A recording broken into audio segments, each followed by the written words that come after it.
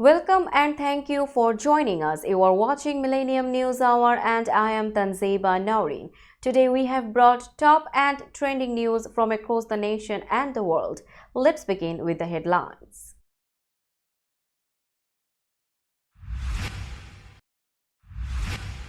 Nancy Pelosi stops short of saying Biden should stay in the race, says time is running short for him to decide. Biden NATO announced Ukraine aid stress membership pledge at summit. George Clooney implores Biden to step aside in opinion article. US House to vote on Trump-backed bill targeting non-citizen voting. US judge may end Giuliani bankruptcy, exposing ex-Trump lawyer to lawsuits. Hurricane Beryl leaves 1.7 million people in Texas without power amid extreme heat. France's Macron breaking post-vote silence, urges mainstream coalition. Samsung Electronics workers announce indefinite strike. At least 18 dead as double-decker bus crashes into milk truck in northern India. 12 children killed in South Africa blaze. Argentina takes shot at Drake after rapper loses 300,000 bet against them. And Mercedes tops Fritz to make maiden Grand Slam semi-final at Wimbledon. You are listening to headlines, now news in detail. Former House Speaker Nancy Pelosi hesitated to fully endorse President Joe Biden for the 2024 race, saying it's his decision but that time is running out. It's up to the president to decide if he is going to run. We are all encouraging him to make that decision because time is running short, Pelosi said on MSNBC's Morning Joe. Pelosi noted she couldn't confirm if Biden has strong support from congressional Democrats since she is no longer in a leadership role. But he is beloved, he is respected, and people want him to make that decision. Not me, she said. Asked if she wants Biden to run, Pelosi responded, I want him to do whatever he decides to do, and that's the way it is. Whatever he decides, we go with. Later, Pelosi's spokesman Ian Krager said Speaker Pelosi fully supports whatever President Biden decides to do. We must focus on why this race is so important. Donald Trump would be a disaster for our country and our democracy. Pelosi's comments are significant as she remains influential within the Democratic Party. She suggested that her colleagues hold off on publicly stating their opinions about Biden's candidacy. President Joe Biden and NATO leaders announced new aid and reaffirmed support for Ukraine at a Washington summit. Biden promised to defend Kiev against the Russian invasion. As Biden welcomed NATO leaders, the US and Germany said the US would start deploying longer-range missiles in Germany in 2026, showing its commitment to NATO and European defense. A joint US-German statement detailed plans for these deployments, including SM-6, Tomahawk, and developmental hypersonic weapons. A draft communique for the 32-nation alliance meeting stated that allies intended to provide Ukraine with at least 40 billion euros in military aid over the next year. However, it did not include the multi-year commitment sought by NATO Secretary General Jens Stoltenberg. The draft also labeled China a decisive enabler of Russia's war effort in Ukraine and a systemic challenge to Euro-Atlantic security. Biden said NATO was stronger than it's ever been and expressed confidence that Ukraine could stop Russian President Vladimir Putin with our full collective support. However, the upcoming US presidential election could change Washington's support for Ukraine and NATO, as Republican candidate Donald Trump has questioned the amount of aid given to Ukraine and US support for allies generally. Actor George Clooney, a major Democratic fundraiser, has called on Joe Biden to step aside to save democracy from Donald Trump. In a New York Times article, Clooney expressed his respect for Biden but said his recent performance at a Los Angeles fundraiser suggested that last month's debate stumble was not a one-time event. Clooney wrote, "It's devastating to say it, but the Joe Biden I was with 3 weeks ago at the fundraiser was not the Joe Biden of 2010.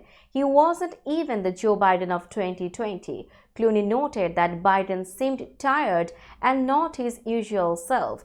Clooney bluntly stated that Biden could not win against Trump in a rematch, saying, "We are not going to win with this president." He acknowledged Biden's long career and successes, but argued that age is an unbeatable adversary. Clooney's plea comes as Biden insists on staying in the race, while senior Democrats worry about his health and re-election chances. Clooney urged party leaders to persuade Biden to reconsider, calling Biden's claim that he was already chosen in the primaries disingenuous.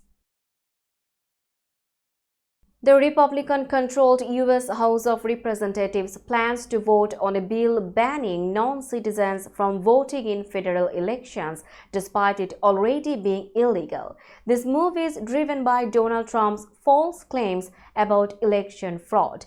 House Republican leaders, including Speaker Mike Johnson, support the measure, claiming without evidence that Democrats want non-citizens to vote. Johnson stated, "Many Democrats want all these illegals to participate in our federal elections." The bill is expected to fail in the Democratic majority Senate. Democrats have called the bill a stunt that sows confusion and distrust and warned it could suppress votes. Representative Joe Morrell said Republicans aim to erode confidence in the election system.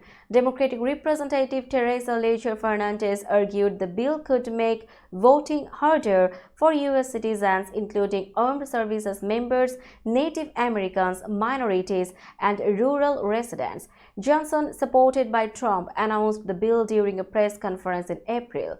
Trump, who falsely claims the 2020 election was stolen, supports the bill. Republicans say it would safeguard voting by requiring proof of citizenship and purging non-citizens from voter rolls. Critics argue this is a scare tactic, as non-citizens are already barred from voting in U.S. elections. We will be back after a short break. Till then, stay with us. This world continuously revolving around various events. Every minute, every second, something is happening somewhere around the globe, and you want to get connected to that event or to that specific moment. Here we come, Millennium News Hour, to get you connected with top USA and international trending news, which includes local news, political news, world news, business news, health and science-related news, entertainment news, sports news, and so on. Millennium News 24 is transmitted and available to be watched free for OLED TVs such as Sony, Samsung, LG, Roku TV, Amazon TV, and Apple TV, and also in all European countries and Australia available with Sky Network, Worldwide Jago TV, Radiant IPTV, Worldwide Jago BD Network, and Horizon Satellite globally. Stay connected with Millennium News Hour to get the world news on your feed. Welcome back to Millennium News Hour. Former Trump lawyer Rudy Giuliani asked a U.S. judge on Wednesday to convert his personal bankruptcy case into a Chapter 7 liquidation and appoint a trustee to sell his assets, a move opposed by his creditors as a delay tactic. Giuliani's creditors, including 2 Georgia election workers who won a $148 million defamation judgment against him, argued that the motion aimed to hinder their investigation into his finances. The creditors accused Giuliani of pretending to be an elderly, doddering man while defying court orders and avoiding financial disclosure obligations. Wandrea Shea Moss and her mother Ruby Freeman, the election workers, wanted Giuliani kicked out of bankruptcy to collect legal judgments against him in other courts. Giuliani initially filed his bankruptcy in New York as a Chapter 11 case, allowing him to control his finances and negotiate with creditors. Converting to Chapter 7 would mean a straightforward liquidation of his assets and disbanding a court-appointed committee representing his creditors. The creditors believed Giuliani's sudden request for a trustee aimed to disrupt their ongoing investigation. Giuliani filed for bankruptcy in December after being ordered to pay $148 million for falsely accusing the election workers of rigging votes in 2020. Nearly 1.7 million people in Texas entered their third day without power after Hurricane Beryl. Acting Governor Dan Patrick stated that restoring power would take several days. Governor Greg Abbott, currently on a trip to Asia, faced criticism for being absent during the disaster. Hurricane Beryl hit Texas on Monday, causing power outages for nearly 3 million people. Southeastern Texas, including Houston, suffered dangerously high temperatures without air conditioning amid a heat wave. The National Weather Service warned that continued power outages could worsen the risk of heat-related illnesses, with temperatures reaching the mid-90s and heat indexes over 105 Fahrenheit. President Joe Biden granted Acting Governor Patrick's request for an emergency disaster declaration, providing federal aid for recovery efforts. All 121 affected counties will receive 75% reimbursement for debris removal. The White House emphasized the concern over power outages and extreme heat, noting that extreme heat is the deadliest weather-related hazard in the U.S. CentralPoint Energy, the main utility for Greater Houston, announced on Tuesday that it had restored power to over 850,000 of the 2.26 million customers who lost electricity due to the hurricane. Extreme heat remains a significant risk, particularly for vulnerable populations and those relying on medical equipment. Now it's time for global updates.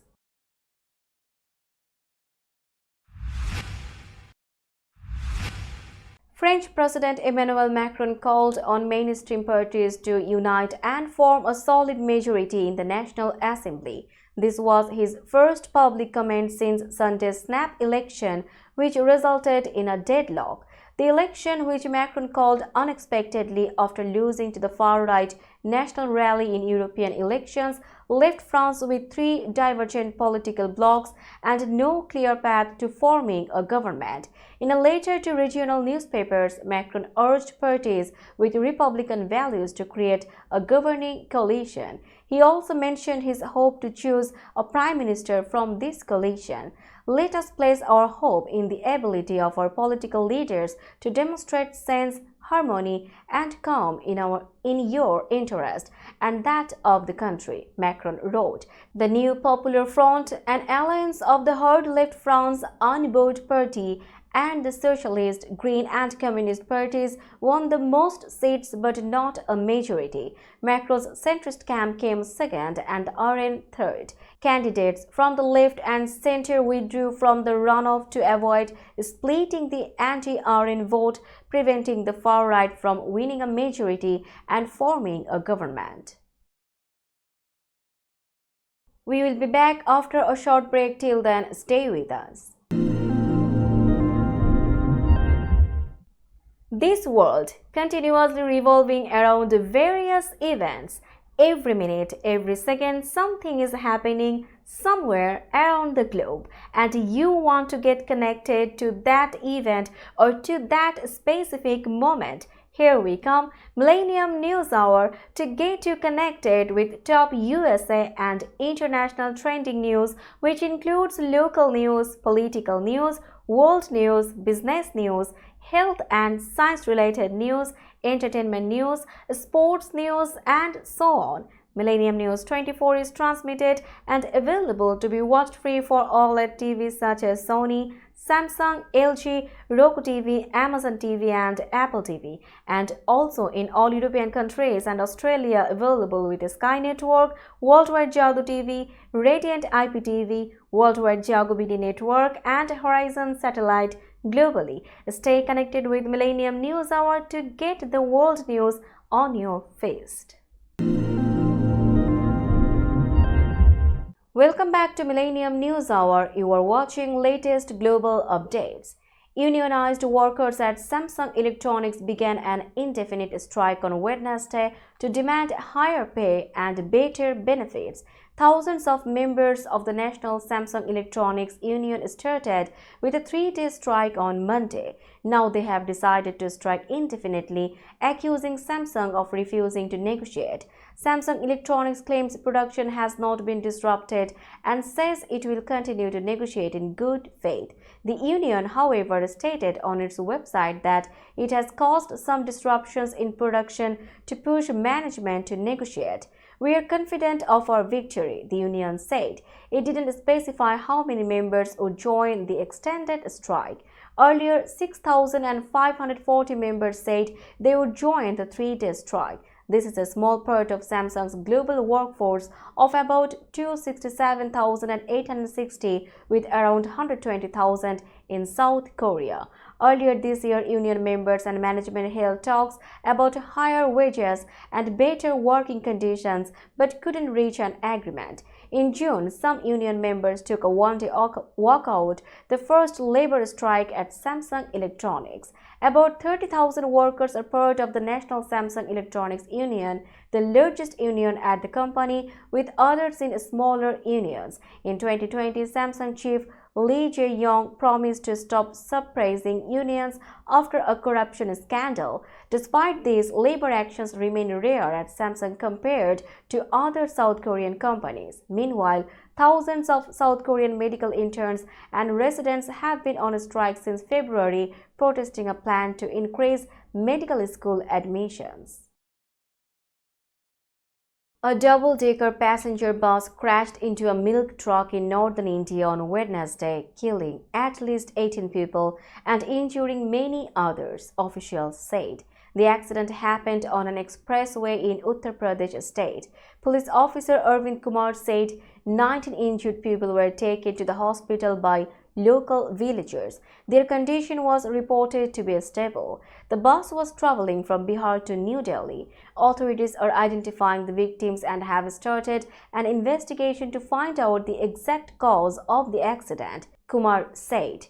Gaurang Rathi, a government official, said a preliminary investigation suggested the bus was speeding when it hit the milk truck from behind, causing both vehicles to overturn. The crash was so severe that one side of the bus was torn off, ejecting passengers onto the road. Images on television showed bodies scattered across the scene. The bus was carrying passengers from the northern state of Bihar to New Delhi. Officials are working to identify the victims and provide assistance to the injured. The investigation will determine if speeding or other factors led to the tragic accident.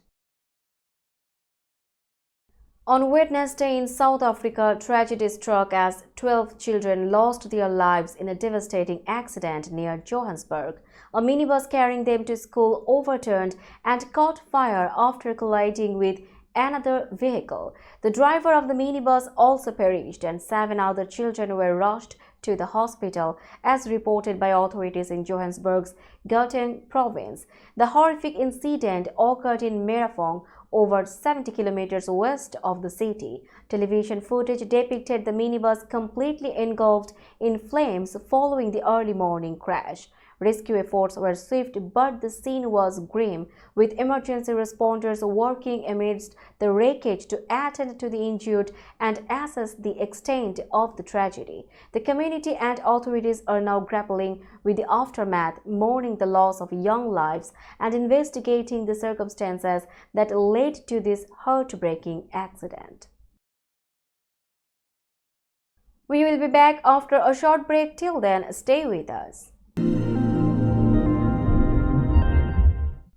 This world continuously revolving around various events.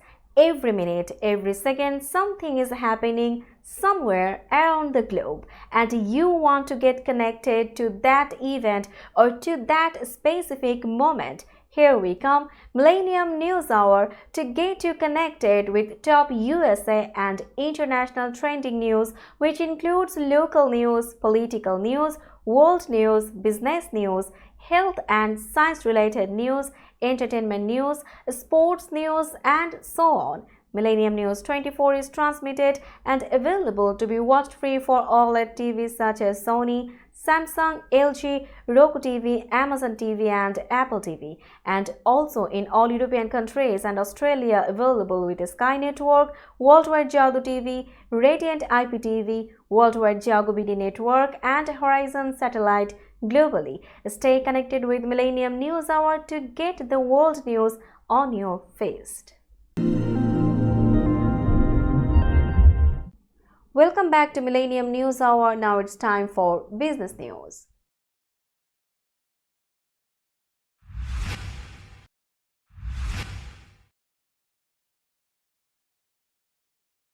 Today's New York stock close price is 18,215.18. The NYSE Composite is increased by 166.60 points or 0.92%.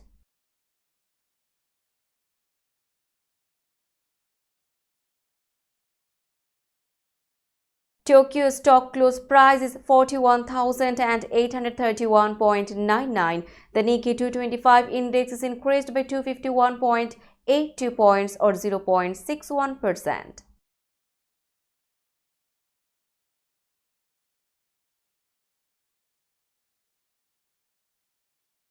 Shanghai stock close price is 2,939.36. The Shanghai index is decreased by 20.01 points or 0.68%.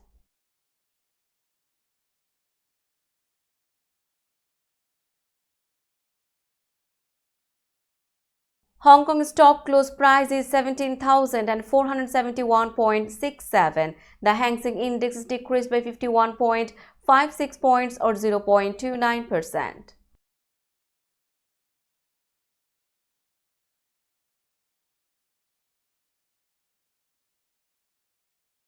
Bombay stock close price is 79,924.77. The Sensex index is decreased by 426.87 points or 0.53%. Let's have a look on today's sports stories.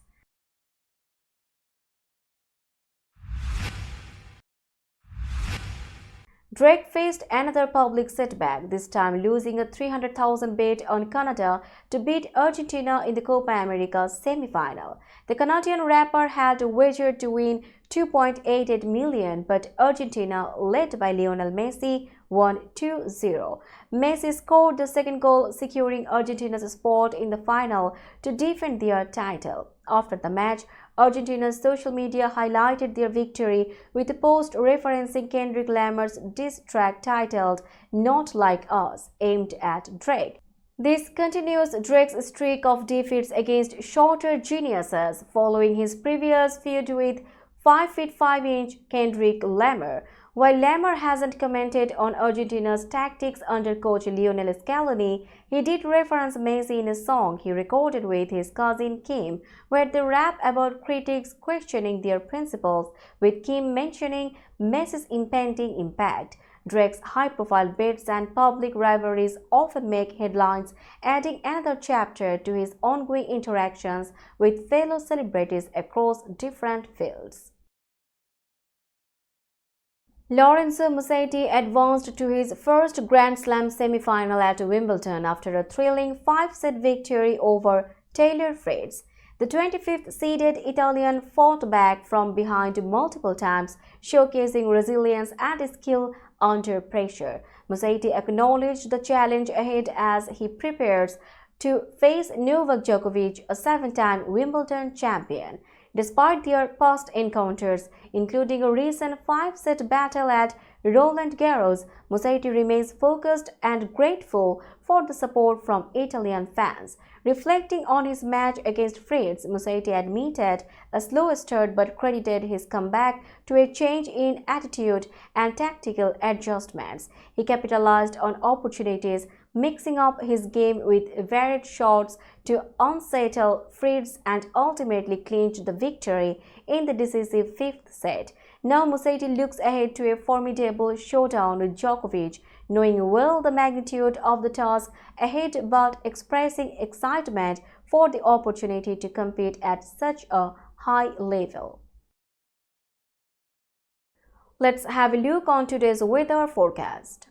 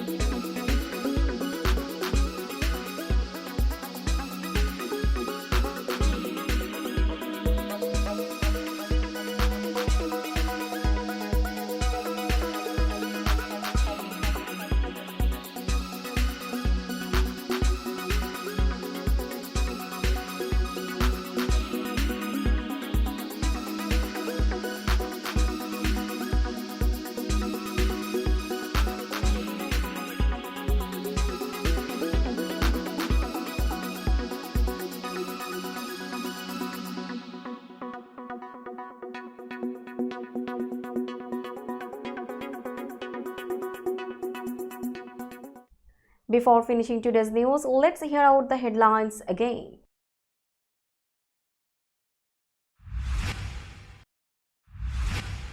Nancy Pelosi stops short of saying Biden should stay in the race, says time is running short for him to decide.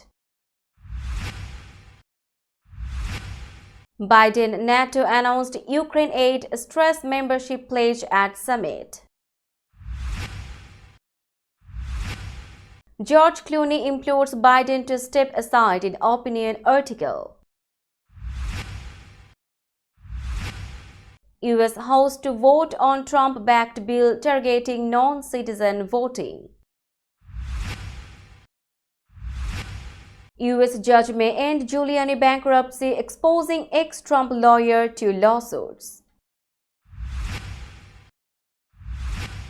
Hurricane Barry leaves 1.7 million people in Texas without power amid extreme heat. France's Macron breaking post-vote silence, urges mainstream coalition. Samsung Electronics workers announce indefinite strike. At least 18 dead as double-decker bus crashes into milk truck in northern India. 12 children killed in South Africa blaze. Argentina takes shot at Drake after rapper loses 300,000 bet against them. And Mercedes tops Fritz to make maiden Grand Slam semi-final at Wimbledon. That's all for today. Keep watching Millennium News Hour for latest news update. To stay updated, like our Facebook page, subscribe our YouTube channel and visit our websites. Our website addresses are www.millenniumnews24.com and www.millenniumtv24.com. Millennium News 24 is transmitted and available to be watched free for all at TVs such as Sony, Samsung, LG, Roku TV, Amazon TV and Apple TV, and also in all European countries and Australia, available with Sky Network, Worldwide Jago TV, Radiant IPTV, Worldwide Jago BD Network and Horizon Satellite globally. Stay connected with us for all the latest news worldwide. Thank you.